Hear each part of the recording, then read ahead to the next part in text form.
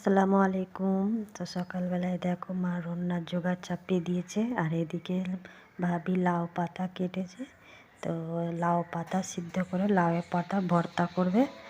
তো আর এই যে দেখো, আর এখানে আমার মেয়ে ফুল নিয়ে খেলা করছে, আর ছাগল বাচ্চাগুলো সব ফুল খেয়ে নিচ্ছে। আর এই যে আমাদের এই লাউ গাছটায় খুব সুন্দর হয়েছে, আর পাতাগুলো একদম টাটকা টাটকা। আর এই যে মা দেখো শাকটা ভাপ দিয়ে নিয়েছে, মানে সিদ্ধ করে নিয়েছে। এরপর মা বাটবে এটা, আর এর মধ্যে রসুন আর শুকনো লঙ্কা মানে ভাজাও করা ভুলে গেছিলো বলে পুড়িয়ে নিয়েছে, তো যেমনই হোক করলেই চলবে।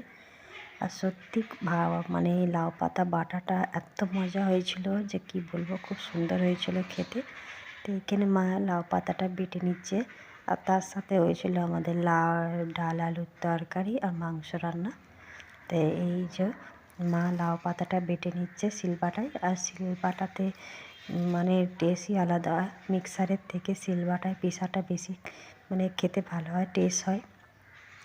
আর এদিকে দেখো মায়ের লাউ বাটাটা হয়ে গেছে, আর এর মধ্যে এই যে শুকনো লঙ্কা আর ওই মানে রসুনটাও পিষে নিচ্ছে এবার।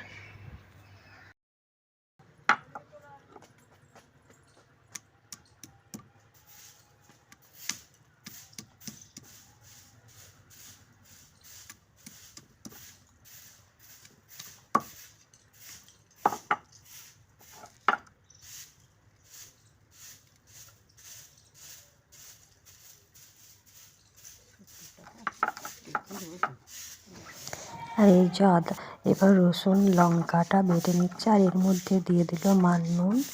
তো নুনটা দিলে মানে মশলাটা মানে লঙ্কাটা তাড়াতাড়ি হয়ে যাবে, আর নুনটাও দেওয়া হয়ে যাবে। তো নুন আর দিয়ে মশলা মানে রসুনটা লঙ্কাটা পিষে নিচ্ছে ভালো করে। তো এদিকে মায়ের পিষা কমপ্লিট হয়েই এসছে।